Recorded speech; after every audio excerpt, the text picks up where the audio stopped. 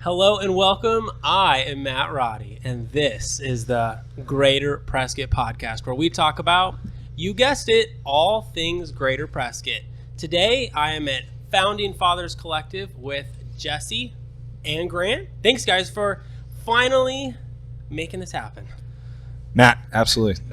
You've been super persistent. I know we've talked about this for several months now, and I don't know, Jesse and I, our lives are just a mess. So we finally got you here, and now we're hanging out in the speakeasy. So thanks for being here. One thing I've learned in business, be the squeaky wheel Dude. in a kind way. Yeah, So, absolutely. Thanks, guys. I really Most appreciate your time. definitely, For those who don't know what Founding Fathers Collective is, let them know real quick. Go for it. Go for it. All right. Well, we're located downtown Prescott. We are a public market, public house type thing. So we bought an old warehouse, and we threw about 6 different concepts in here. So we have John Hancock Barbershop, which recently was down on the square on the Elks building, and so we brought that over here. And then we also are a tap room. We're a third wave coffee shop. We got some retail, some men's retail.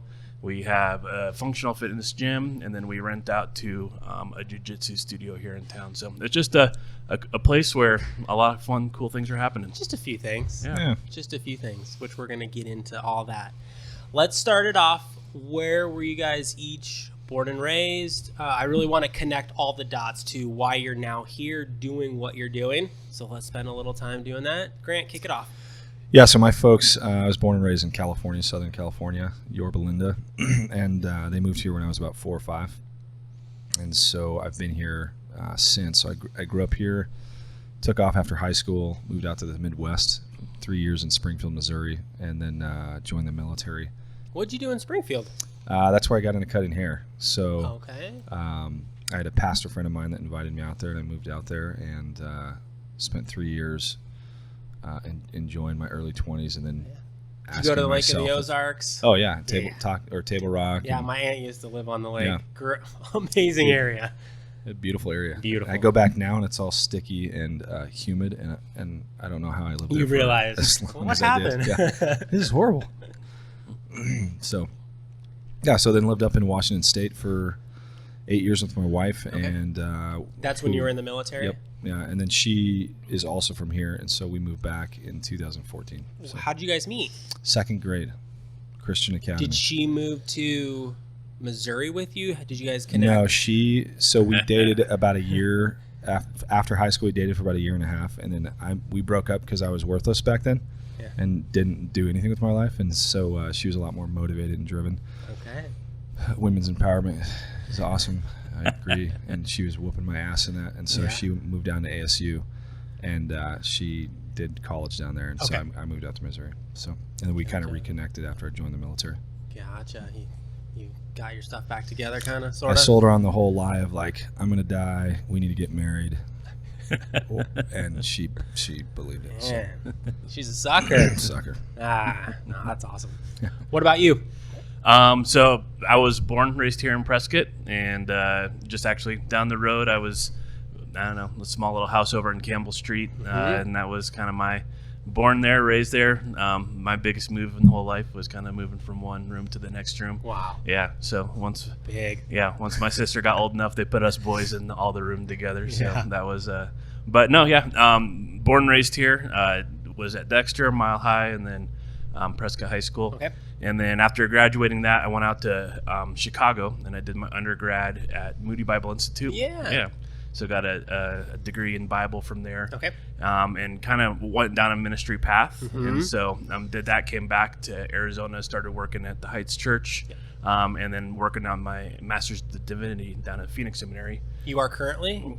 No, I did after Gotcha. college, yeah. So around You have an 2000. I have an MDiv, yeah. I want to get an MDiv. Nice. Just more for the knowledge than anything. And I don't know where I would go with it. I'm not interested in being a pastor, but for the knowledge. Yeah, no, it is awesome. an intense degree, but it's a cool process. So so was pastor at Heights for a while. Was pastor, then moved over to First Baptist Church, which is now Solid Rock downtown, and was a youth pastor there, executive pastor there. Finished up my MDiv, and then started doing stuff with the Air Force, the chaplaincy. and then also started church consulting. So with a ministry out of California, Anaheim, California, and did that for a while. But then also at the same time started doing business consulting.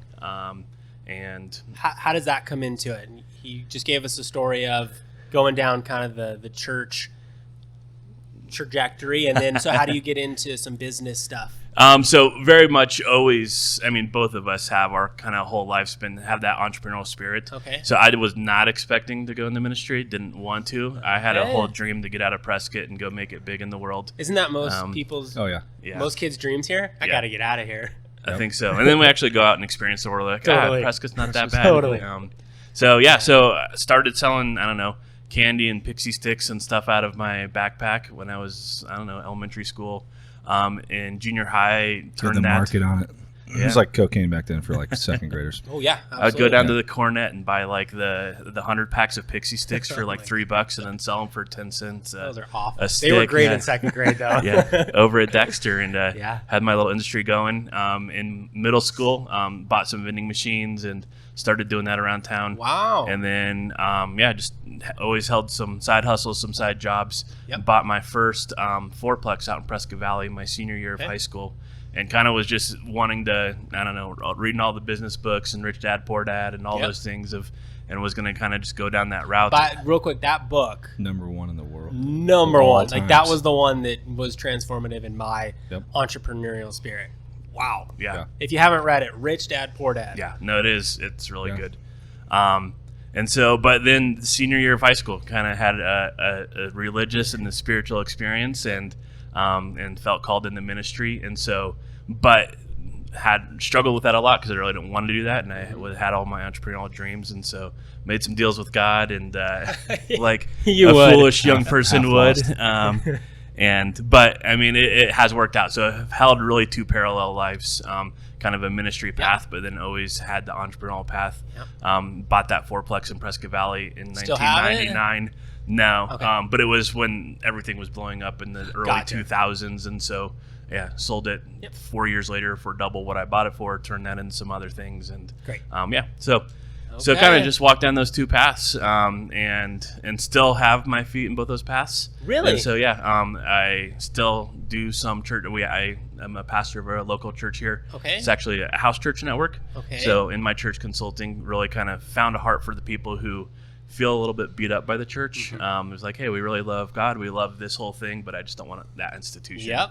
And absolutely. so we have kind of a network of house churches here of just small little gatherings of people of like, hey, come do your church here. We don't have any, flash or show or any of the big stuff, but just kind of more authentic around the dinner table and all that type of stuff. And then as I was doing business consulting, just fell more in love with that and connected a lot with just kind of the business world and the things that I love about that. And that's how I got involved with Grant.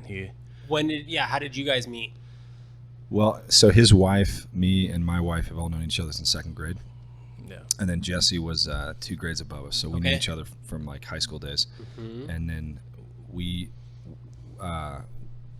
both couples had both moved back to Prescott, probably a month apart from each other, so kind of lost contact after high school. Yep. And then moved back, and we were out on the square, and it was probably a month after we'd both moved back here, and just started hanging out since. So we kind of were hanging out and already doing life together in that capacity, but Jesse was doing his thing and I was doing mine. And then about 4 years into John Hancock and that whole endeavor, that's when I brought Jesse on board as like a consultant, because he was doing that kind of regionally.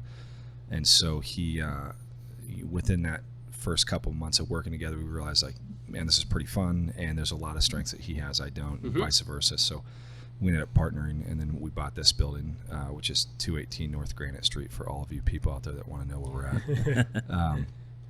And then bought that, and then we had kind of already had the vision and the dream of what we wanted to do before we bought this, and then bought this, and took about 2.5 years to get here. So, okay. Yeah. Was that all? Yeah. I've been here now almost 3 years, and the first week I was in town, I Googled, I need a haircut. I ended up at John Hancock, and I'm pretty sure at some point, I don't know if it was that very first month, that would have been August or September, almost 3 years ago, they were like, yeah, they're going to be building a new building. So, I'd be coming in for years and like, hey, how's the building? And yeah. Really, it got pretty funny too at the tail end because I would slowly I kept dwindling down my hours. And I'm like, man, these people must just be like, man, this guy's feeding everybody a crock of crap. Like, I don't even see him around the place anymore. This is his exit strategy. Yeah. So, connect a couple dots. You moved to Missouri to cut hair. Yeah, so I moved. Or also, you had a pastor friend. Yep. So I had my wife and I were dating here after high school. We broke up. I moved out to Missouri because I had a friend of mine who lived out there, and I didn't know what to do, and I was kind of like, I just need to get out of Prescott, and so he invited me out to Springfield, Missouri, and I moved out there. And the very first day I was out there, I had one other mutual friend of this other friend I was telling you about. And so I was living with my buddy Mike and his parents for like 3 weeks before I found my own place out there. And the first day I pull up to his house, it's Mike's birthday. He opens up a birthday card. There's $500 cash in there. And this is like 2003. And so I'm like, man, that's a lot of cash, $500. And I was like, who sent that to you? And he's like, oh, it's one of my parents' friends. He sends me $500 every year since I was a kid, like me and my brothers. Okay. And I was like, okay, so he's not family. I'm like, what does this guy do? And he's like, oh, he's a hairdresser in Baltimore. I was like, I'm gonna cut hair, man. I can work inside, make a bunch of money. Apparently, you have a lot of cash, and like I can wake up when I want and go to sleep when I want.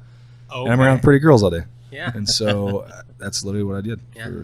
And then I was like, this is pretty lame. I think I need to go shoot bad people. So. Okay. Interesting. Yeah. Man, I have a very small family, and some of them live in Springfield, Missouri. Dude, so I've done the that's whole. A cool town. And yeah, my aunt Sharon had a house on Table Rock Lake, and done the Branson thing. And interesting area, the Bass Pro Shop. Yeah, home of Brad Pitt, Bass Pro, and Cashew Chicken. Really? Yeah. That's hilarious. And it's still, Jesse and I, we have a friend that lives out there, and so we go back and visit. We try once a year, but even 20 years ago when I was there, it's still more of just a cultural hub, and there's so much progressive, like fun things there that we're not even close to hitting it. And you're like, dude, how are we 20 years behind? And that community is like 120,000 people. Yeah, they're just killing it. Not big. It's such a cool. It's a really, really neat little city. So. Interesting. So why the military? Well, let me back up. Were you a Christian at that time? Yeah, I was. You were. Yep. And you had your kind of come to Jesus. Yes. Yeah. So I grew up here. College. Ish. No, I don't know. I grew up in the church. Okay. And then kind of just part of wanting to get out of Prescott was wanting to get away from all of that. Yeah. But played soccer, and a lot of my friends on the team were from First Baptist, and so joined the youth group, and I was involved in that. And so I would say the older I got through high school, the more I started to take my faith seriously. Okay. Yeah. All right. I also grew up in the church, but I was baptized, but I never really gave my life to Christ until senior year of college, till I went through maybe some things like what you did, where I was living a life that I thought was cool, partying a bunch. Yep. And it's not as fulfilling as pretty empty. It was. It was quite empty. Yeah, like, jeez. It brought me to my knees. Yeah. It was funny. I was 21, and I was like, I should slow down drinking. I can now legally drink. Yep. But Glad I'm figuring this out at 23 and not at 55. That's true. That is true. So. Mm-hmm. Were you in the military, or have you just kind of done some work alongside?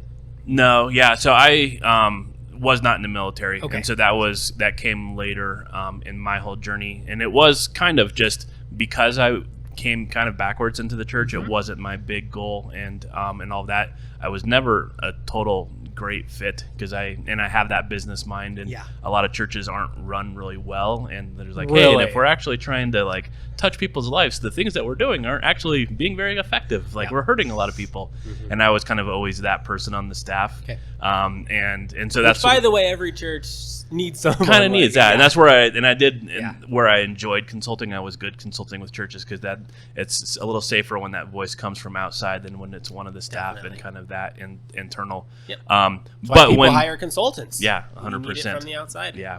But when I wanted to start slowing down and just like, hey, what do I actually want to do with my life rather than just telling other people what to do with their life? I still have a heart for ministry, but I knew it wasn't in the church. And so I started looking around at different options. And that's where I started looking in the military of just like, hey, maybe that's a place where I can do a little bit more of that authentic, just kind of life on life. It's not so much about the institution and all that.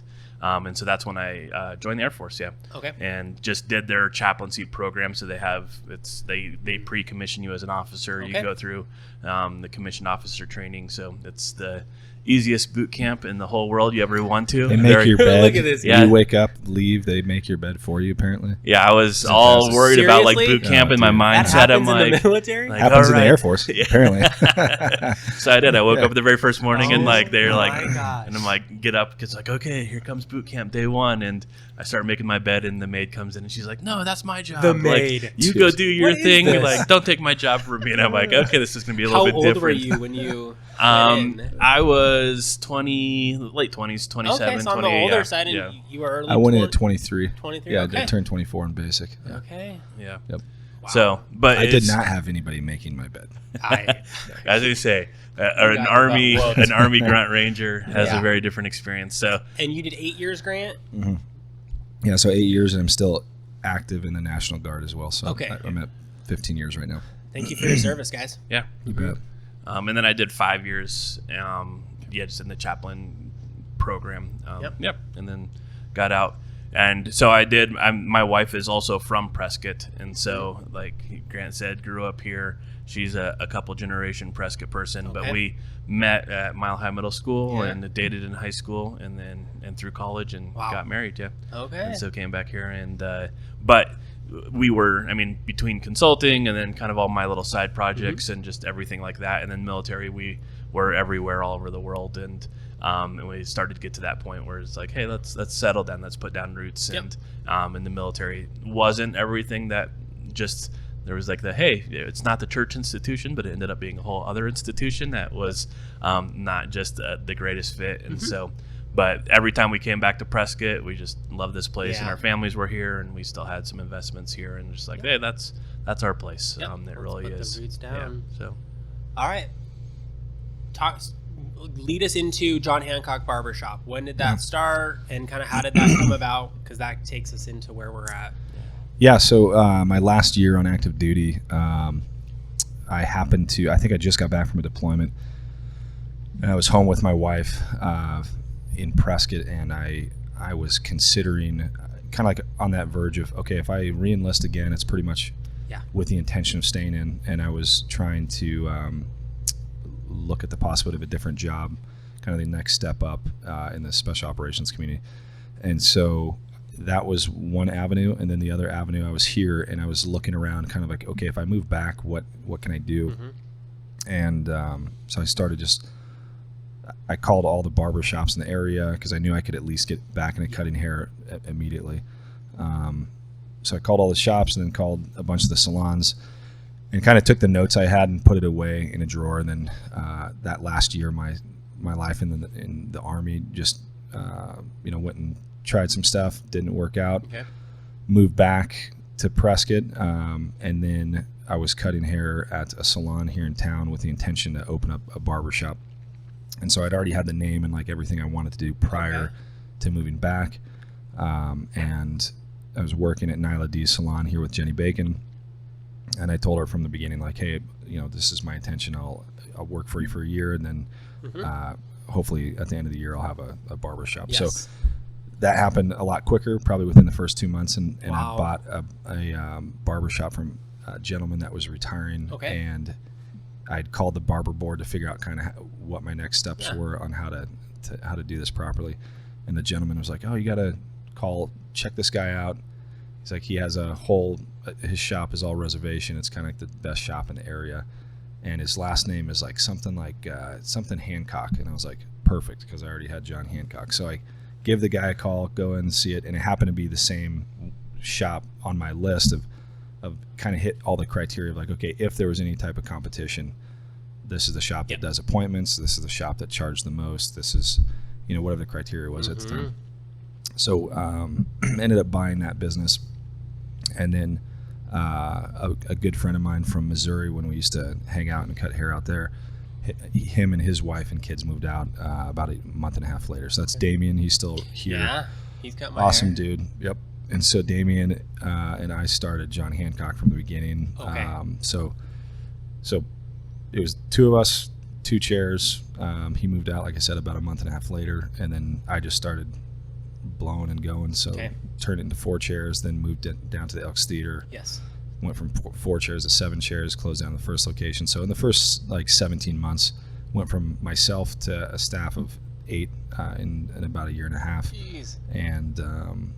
And then staying, pretty busy. So we see about 100 people a day, and it was doubling every year, size and kind of revenue. And so got to that point where I knew I wanted to continue to grow it, and that was the intention from the beginning. Mm-hmm. But at some point, I'm just cannibalizing myself because there's no barber schools north of Phoenix. Right.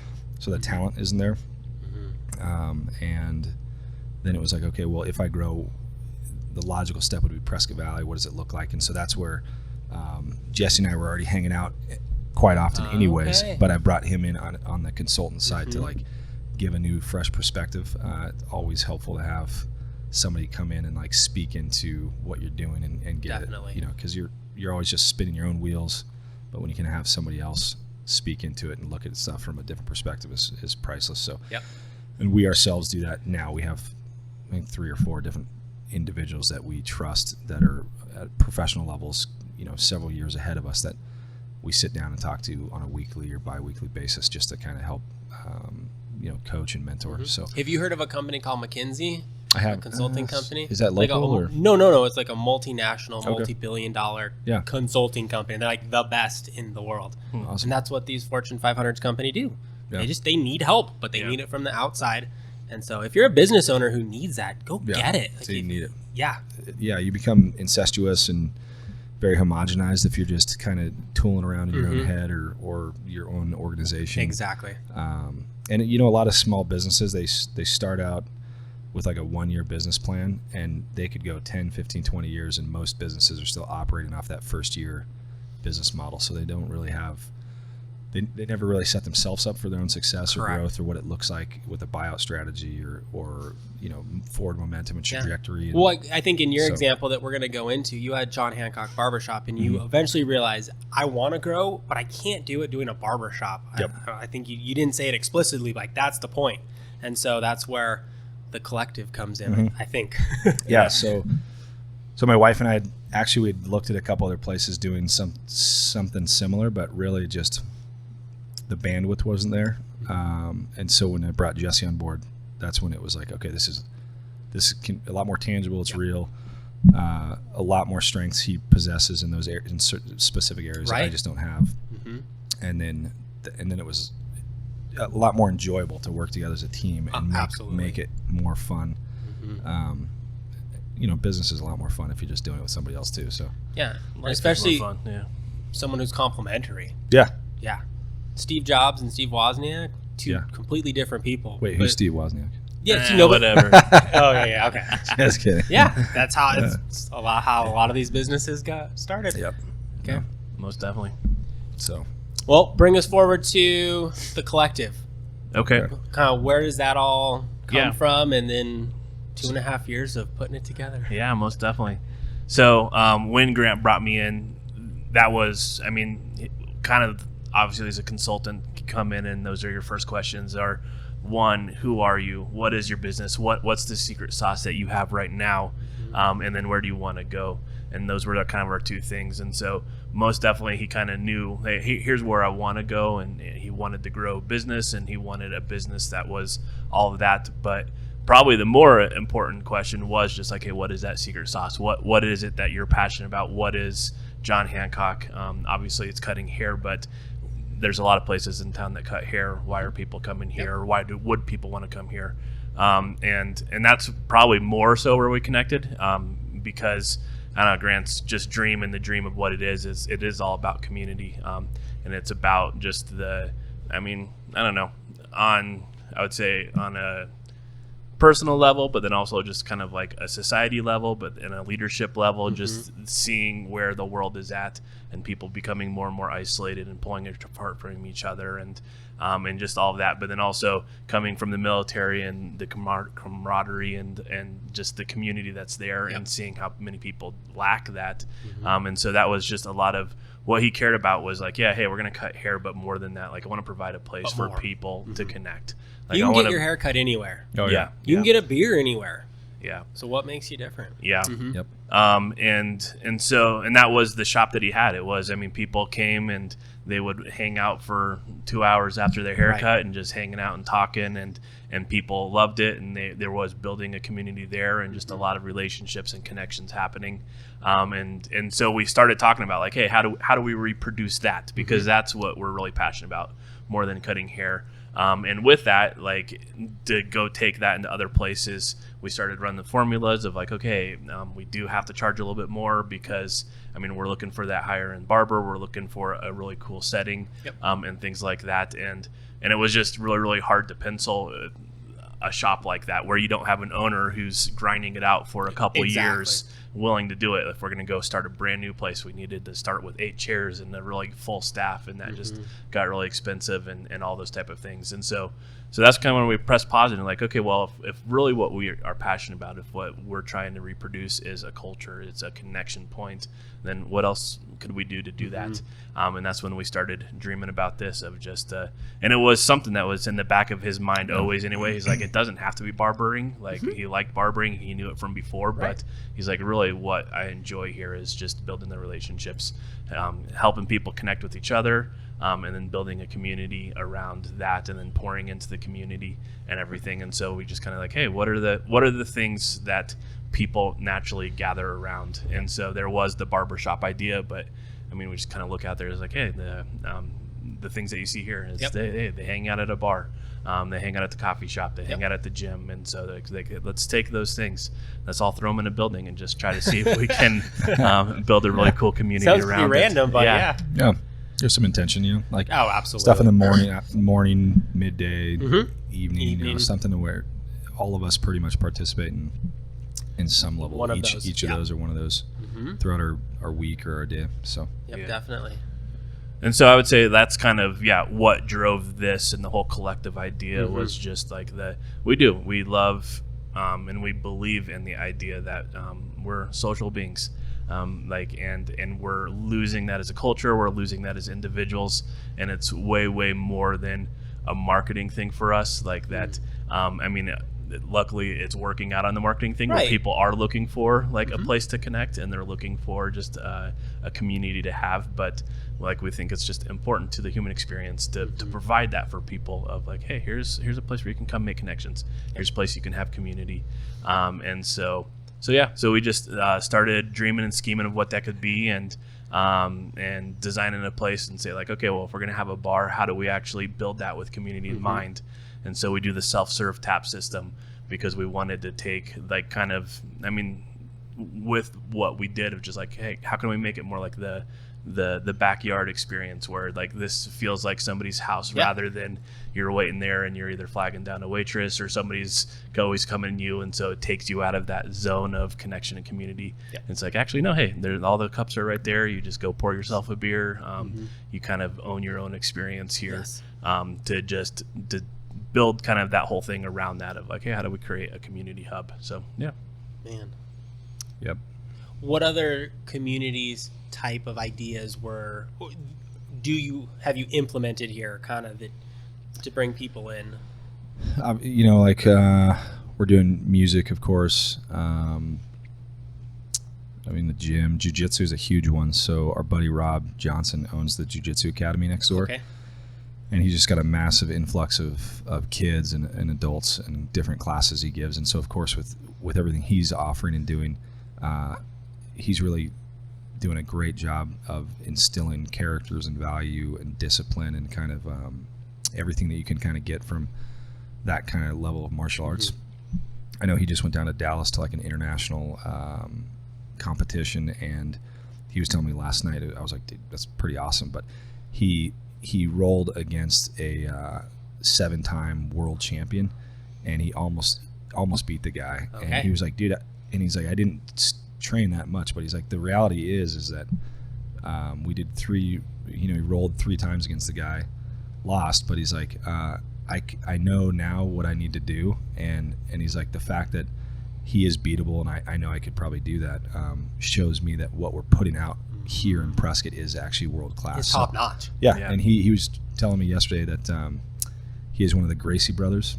He's coming up at the end of the month, I guess, and he lives in Texas, but he knows Rob and what Rob's doing, but the guy was telling Rob, like, dude, I heard you guys are in this bar and you get all this stuff, and he's like, I'm looking forward to coming up and getting a haircut and hanging out. Yeah, so right. Rob was telling me, it's like, that's awesome. That's awesome. Yeah, we even approached him because his my kids go there. So Okay. but they were in an old place on 6th Street, and they do a lot of kids classes, and all the parents would come and they would park, and then they have to sit in their car and wait for an hour. Gotcha. Yeah. And so just the idea of like there is a community around that, and here like they can drop their kids off, and we allow people and we encourage people to bring in their own food, so they'll bring in Subway or pizzas and have a family Hop on dinner the here. Wi-Fi. And do that, and so just another one of those community points. Yeah, good point. And then I know, the speakeasy, that was really kind of intentional. We are sitting in the speakeasy for those who don't know. Yeah. And just kind of the idea of, we have a ton of bars, and that was one of those questions we asked ourselves of like, one, like, why does Prescott need another bar? We have Whiskey Row, and all of that. And do we really want to compete? Do we need to compete in that? But part of Whiskey Row it's a tourist attraction. Absolutely. It's a tourist trap, and there's not really a good just like, hey, this is our local bar. It's not a where, local spot, and that's fine. And it is totally fine, but that's where looking at like, hey, our community and the community that we're fostering here. And so that's why we made it a membership thing, was just like, hey, that when you come in here, it's not going to be a random like, hey, I run into a Scottsdale crowd that just happened to be up here this weekend, or it's like, it's like, hey, it's a little bit safe. Just to know it's that community based. Yeah, it really is. And so we do that, and then we do have, we have some rooms, we have some space, and we're, only a couple months old, but more and more we have Bible studies here. We have some of the master classes here, Toastmasters, like all sorts of.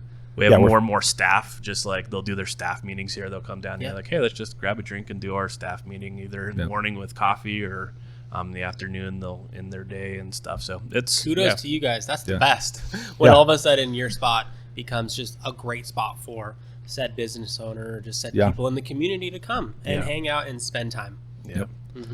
So we're pretty much done. We'll never grow after this. Just kidding. We have plenty of positive growth. I bet you do. Where did the name John Hancock come from early on? So I happened to be out in Missouri. Right after I got out of the military, I went out there to actually get my barber's license. They had kind of like a program, and so and so I was thinking of like, how do I make a kind of a catchy name that would stick and something that's easy to remember. And I had a buddy of mine that was from here, I grew up with, that lived in Kansas City at the time, and so I was hanging out with him, and he told me, he's like, dude, you should think of something that plays off of maybe the West and Wyatt Earp, or he's like encouraged me to do that, and he does a lot of we have a very Western stuff. town. Yeah, and obviously so I was kind of spitballing some of those names and nothing really stuck, and then somehow John Hancock, I was like nighttime just kind of doodling on a pen and paper, and that just stuck in my head, and I was like, that's classic. It's a signature experience, and then I started looking into who John Hancock was as an individual. I loved his history, of course, and obviously his name is, or his signature is synonymous with signature. Yep. And the one concern I had was kind of like, okay, what's his background when it came to slaves and all that stuff? Because I knew, okay, well, in today's modern era with everything going on, it was like I could see this coming back to bite me in the ass if somebody asked, and I'm okay with that, but I need to have an answer for that. Yeah. So when I started looking into the history of who he was and how he kind of acquired all his wealth, he had an uncle who was a shipping tycoon, and he had kind of taken over his legacy when his uncle died, and then had taken over a couple like indentured servants. So at the end of 7 years, I think him and his wife had released all their servants slaves, and then pretty much died broke, gave all his money to Interesting. America, to the freedom of Okay. America and the cause of the revolution. And just an exemplary character type of guy, Yep. but had no kids, no legacy outside Really? of that. So pretty. And Liberty Mercantile, the name of our little mercantile store here, which we're starting to drum up business online, but that was named after one of his ships. So, Oh, cool. And then of course the Liberty Bell, and so there's a lot of solid sound history with each one of the concepts and why we named them what they are. Yep. So Yeah. Which, good. No, yeah. Yeah. I mean, so I can jump into that. I mean, obviously, he just mentioned the Liberty, which was John Hancock's kind of, because John Hancock had a mercantile kind of business that he did inherit from family, and Okay. and that was his Liberty ship that ended up, kind of almost becoming a pirate ship, because once the Staff Act went in there, he was running from that, and so that's kind of that throwback there. But then our two main things, the Merchant Coffee and the City Tavern, is actually in Philadelphia. So when the Founding Fathers were writing the Declaration of Independence and all of that, they were hanging out at City Tavern, which was just a tavern there, and they have, I don't know, the whole receipts of how much beer they drank while they were was a lot. writing that thing. Tons. It was like almost like a year's like worth 4 of or 5 salary. month process of every night they'd be in writing, or every day they'd spend time writing, and every night they'd all go to the bar. Yep. They'd spend hang out time at City together. Tavern. But then also because of the whole Tea Act and the Boston Tea Party, the kind of the stick it to the English thing was to start opening coffee houses. And so City Tavern, actually, a part of their business, they opened up a coffee house that they called Merchant Coffee.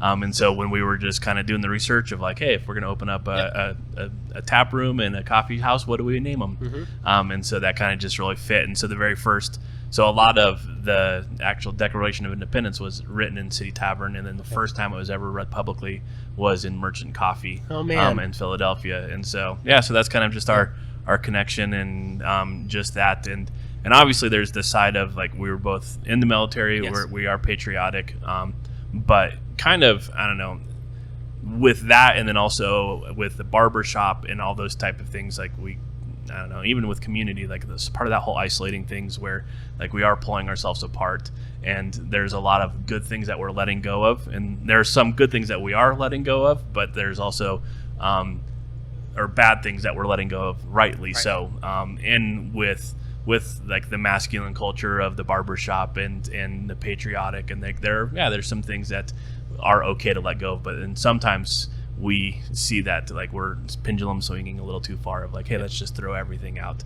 And so kind of have just the idea of like, hey, we are patriotic, and yes, there's maybe some things that we don't have to hold on to that, but we can also not just feel that like, hey, it's in vogue to not be masculine, to hate the country, to those things, but like, no, that's don't throw the baby out with the bathwater. Let's keep the good things of those things, and Absolutely. instead of admit where it is wrong, but then in the same time, like, but hey, we can have pride in our country. We can have, we can be men that have a cool barbershop that builds community and things like that without toxic masculinity. So kind of just all those things kind of coming together of just like, hey, how do we do this right? Like, we don't want to be reactionary. We want to believe what we believe and try to do it right, and then just set standard for like, hey, this is a cool place to meet and hang out. So for someone to say, I want to be a community-based organization is one thing. It's a completely other thing to actually implement it and to live it out.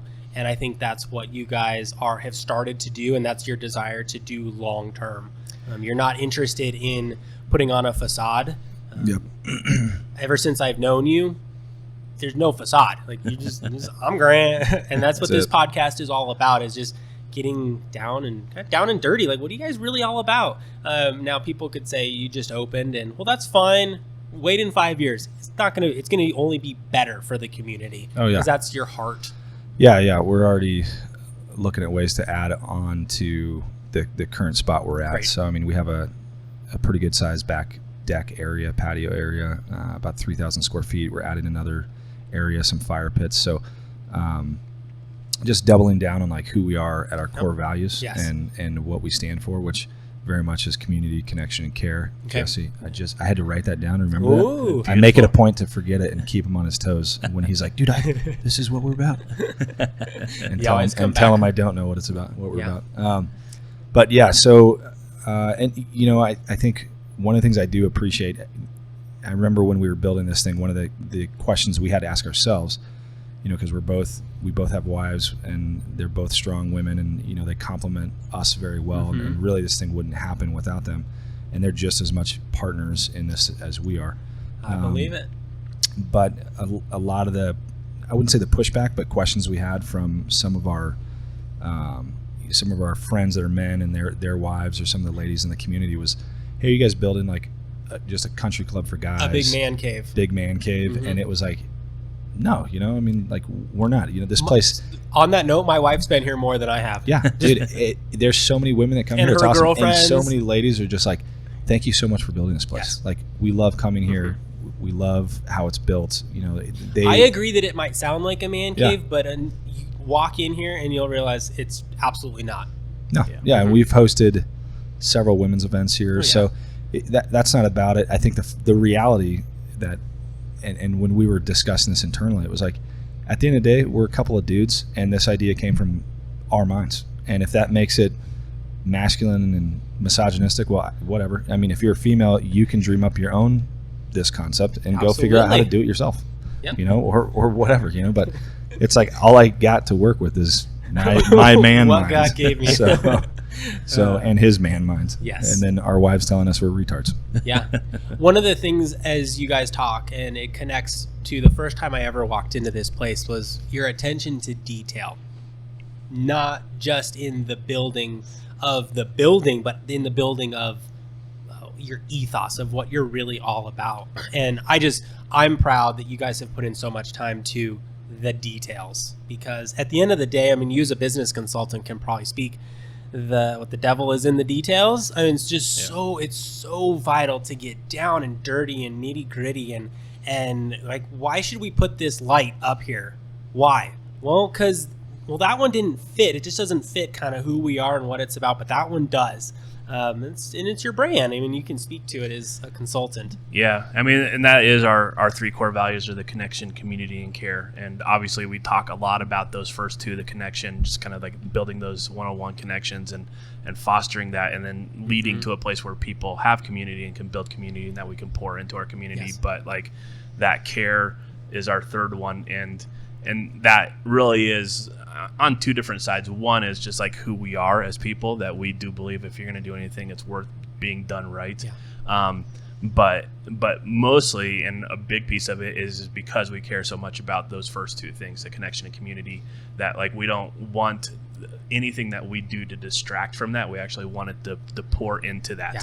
So we're just not like, oh my gosh, that place is really great, but they kind of have crappy coffee. Like I would really love to go there because I have so much fun there, but like they just really give bad haircuts.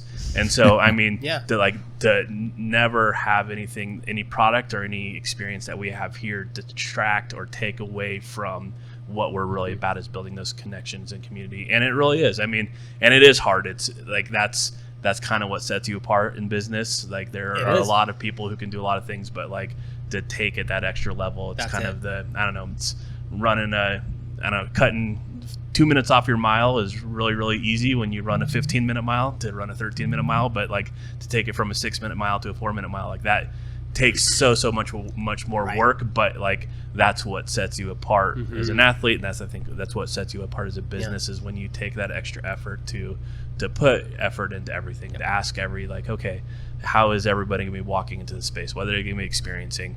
How is that going to be facilitating who they are, what they're trying to get out of it? And so that's why we put that up there with our connection community, is like we know that those are the three things that really foster what we have here, is that connection, community, and care. Yeah, the care rounds it out. Yeah. Yeah, and that's a lot of this is what you're visually seeing. For those of you who haven't been here, and those of you who have, Jesse's wife Julie, I mean, she was paramount in making all of this happen. So she was very granular down to the details. We had kind of the macro vision of what we wanted, how to implement it, and of course all the backside stuff that makes this thing run and operate. And we could speak into like, hey, we want a bar. This is kind of what we want, the design. And then Julie makes it look awesome. Okay. And then her and I, and then even Jesse and some others, it was like, okay, well, we're looking at this type of wallpaper. Is it going to complement, this floor plan? Yes, no. Okay, here's 3 options. Let's pick. And I mean, all the way down to colors of screws, in the hardware. And she did a breakdown with every single room, every single space, the walls. I mean, it was very very categorized, very granular. It was a lot of hard work that went into it. And so that being said, going back to, like, you know, our wives are very integral in every part of this, and we just get to hang out and drink beers with our friends.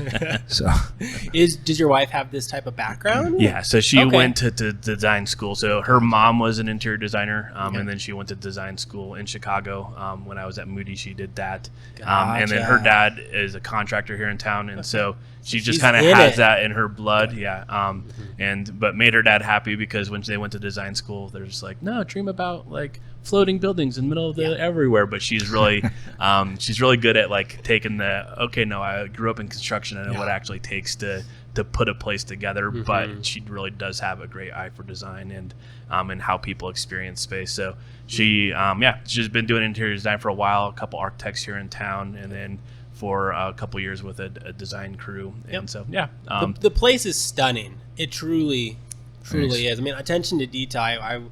The first time I went in here, then when I went home, I'm like, Emily, like literally like, every screw is perfect. Like until you walk into a place like this, you don't quite get it, I don't think. But then you look around and you go, everything just fits perfectly.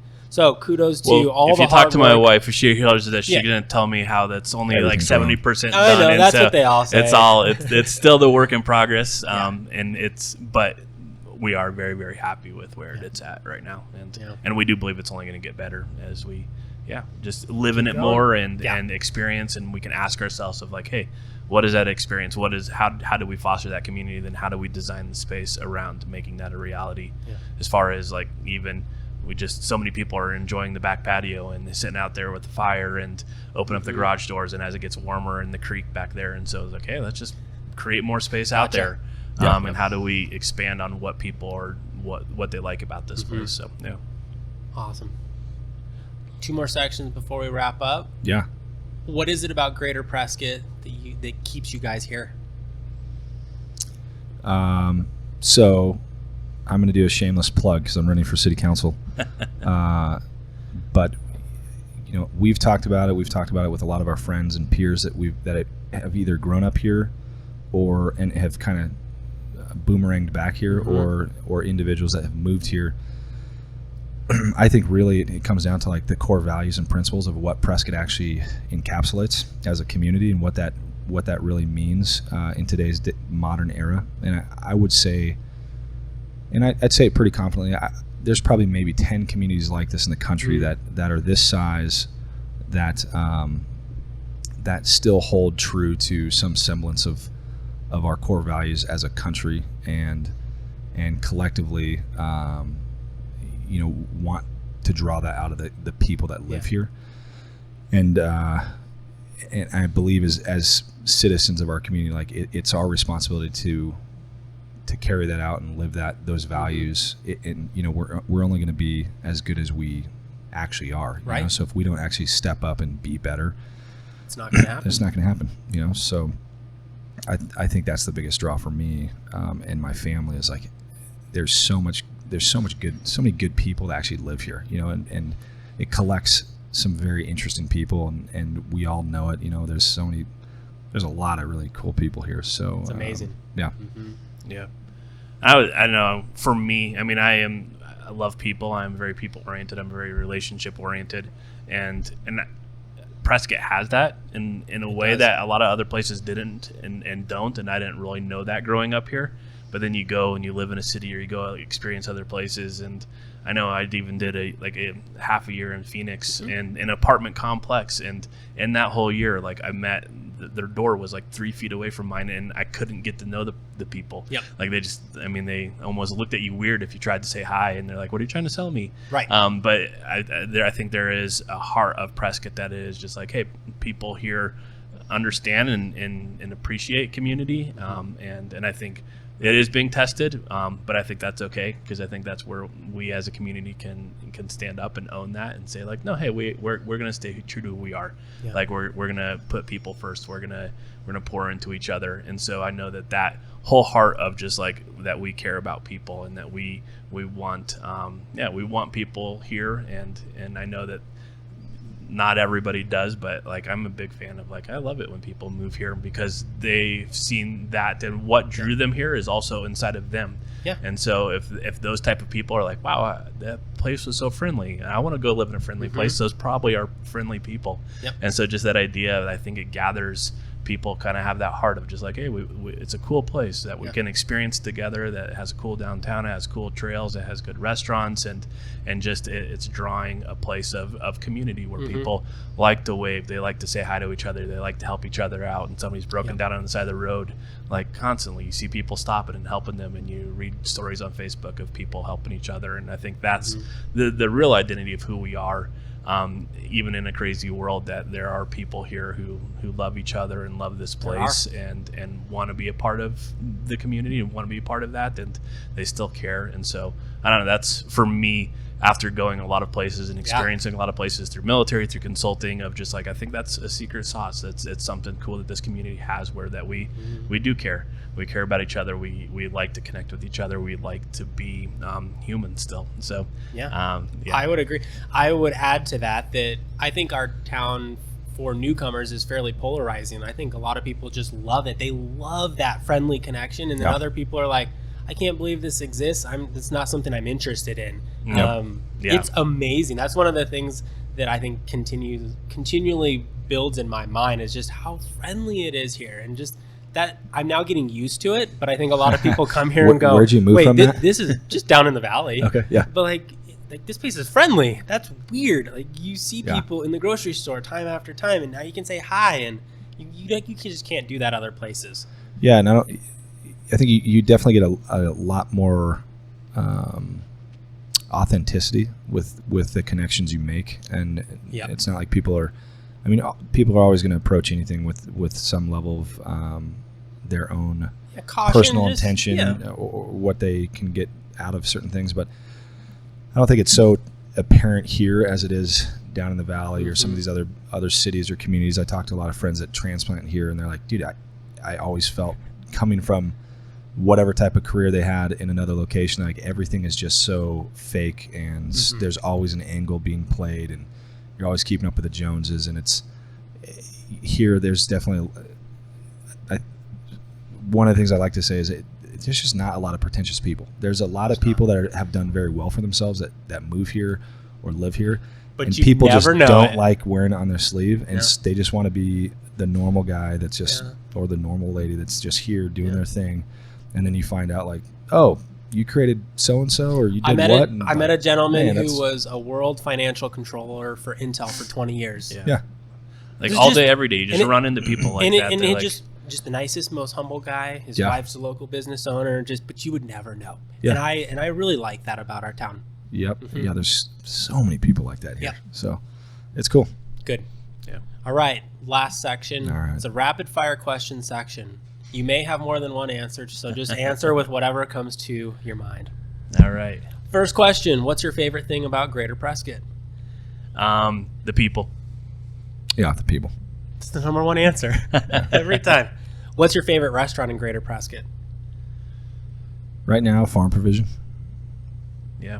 I mean, Hungry Badger. Yeah, I love it. I mean, like, he does more out of that food truck than he does some massive kitchens do, but everything's on point, his flavor profiles and everything. So I would say, Hungry Badger is my go-to place right now. What's his name? Ryan. Yeah. I'd like Ryan on the pod. We've interacted a little bit. Yeah, parked right outside. He was a geologist, grew up here in town as well, and then took off. And my mind went to restaurant, you went to food. Jesse? Sorry. Ryan, whenever you listen to this, I was baited that question. I answered first. I would have said Ryan. I can edit that out, Grant. Don't worry. No, keep it. I told you I don't edit any of this. What's the number one thing on your Greater Prescott bucket list? Like something to see accomplished or something to do? Something to do or see accomplished. I like that as well. Man, dude, I don't know. I really want to go. I'll do mine while you think about it. So when I was 35, I set the goal of 50 marathons by age 50, And so I did good for a couple years. Obviously, I've been off track for a couple years, but I want my 50th marathon to be the Whiskey Row 50. Marathon. Yeah. And so How many years old are you? I am turning 40 this year, so I have 10 years But to he's go. a pro at 50 beers this year. Yeah. Okay. So I changed that, but I do. I mean, I'm on that track and I have several under my belt and get back on track to do my 50th marathon here in Prescott Whiskey Row. So that's my bucket list item. Yeah. Come on, man! I bought you all the time I could. Dude, I know. Maybe like the Whiskey 50, like the Basin 50. Like just run it. I've walked it. Okay. But do a 55 miler, like a run around town. So. No big deal. What's your favorite beer on tap? Chimay, and that's our buddy. Our buddy Jason from LA. He grew up here, born and raised, but he's over in LA and he comes back and frequents the place often. So I'd never heard about it. It's killer beer, some Belgian monk beer that they've been making since like the 1500s. So Chimay, Chimay. It's a little blue.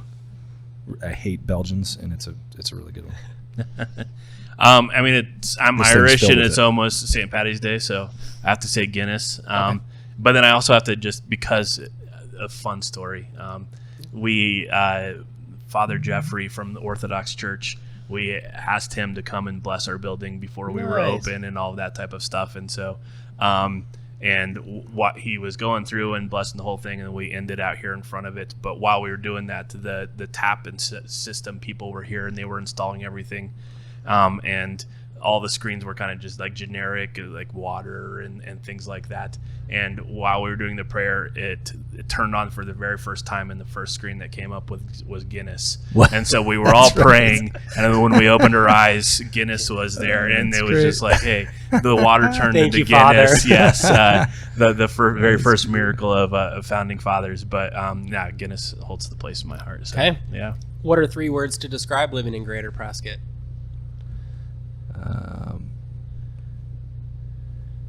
Legacy. Like, what do we want to bring, or how do we feel? In any 3 words. I don't know. Community, legacy, and perpetuity. And I would say, family, and then like community, and hope. I mean, I have a lot of hope for this place. I think we'll get over our little growing pains, and I think we're struggling with our identity right now of who are we, and somewhat defining ourselves of who we're against. But I think we're going to get over that, and I think we're going to just define who we are, and settle into that for this next generation. And I'm hopeful. I think it's going to be a cool place, and I hope so. And that's why we're here, and we're going to keep on being a part of it. Like, we want our kids to grow up here, and I'm hopeful for this area. So, Awesome. Yeah. If you guys weren't doing Founding Fathers Collective, what would you be doing? Dude, I don't know. I would assume at that point my life has failed, and I would be doing military contracting. Okay. I mean, I really do. I have a heart for ministry, and so we have the church, and I think, I mean, I don't know, Grant, wherever he goes, he builds community. He's just he draws people together, and so I think if it wasn't this, for both of us, we kind of are. I mean, we gather people, we love people, and so if it wasn't this, it would be some other scheme that's just pulling people together and figuring out how we can love on them and help them connect to each other. So I love it. yeah. Last question. What's your favorite summer activity in Greater Prescott? I think hitting the trails for me with my kids. So just I like getting outside, and that allows me to slow down, or forces me to slow down. Yep. And just watching them run around on the rocks, especially in the dells. So Best. Mm-hmm. Yeah. I would say I love summer nights here, so I'm all about the sunset, and whether Granite Creek Park or going out into the woods and just barbecuing and hanging out with the kids and watching the sunset, watching the stars, go up to Thumb Butte or Lookout Point and just watch the sunset, watch the stars like that. I dig that. I love that. So that's my jam. Summer nights in Prescott's, I love it. To wrap it up, shameless plug, let people know where they can find you guys, where they can find more information. I will also put in all this information. Yeah, so foundingfatherscollective.com. We're at 218 North Granite Street, which is a block and a half northwest of the square. And what we have, City Tavern, which is the tap room, Merchant Coffee shop, Founders Gym, John Hancock Barbershop, Liberty Mercantile, and then Mountain Tribe Jiu-jitsu, and what else? Anything else? And the speakeasy that doesn't exist. Yeah, the speakeasy that's not really here. And then we'll plug Grant. I mean, we have no idea what we're doing in politics at all, and I don't know, from the generation of like, politics is stupid, but also walking into that side of like, hey, if we do want Prescott to be what we love about it, like there is a time where that mantle has to change, and so we played Rochambeau for it, paper rock scissors, and Grant lost, and so Jesse mathematically knew when to throw his fingers and rock, and he's like, if I slow down, throw it here at this angle, I'm going to beat. Remember that that's one reason this place is so successful. Yeah, don't forget. But Grant's going to run for city council, and we don't really know what that looks for, but we just know that we do love this place, and we want to be a part of just saying like, okay, if we do love this place and we want to preserve what it is, we know we need to get involved in more than just being a business. And so so he's going to be running this year, and we'll figure out exactly what that looks like and what that means. But just the plug for him, vote for Grant. So vote for Grant, easy. Yeah. Guys, thanks for your time. Yeah, thanks, Matt. Appreciate it, man. Appreciate it. Yeah. Let's wrap it up with a nice big smile. There we go. And that's it. Thank you guys for watching, and have a great day.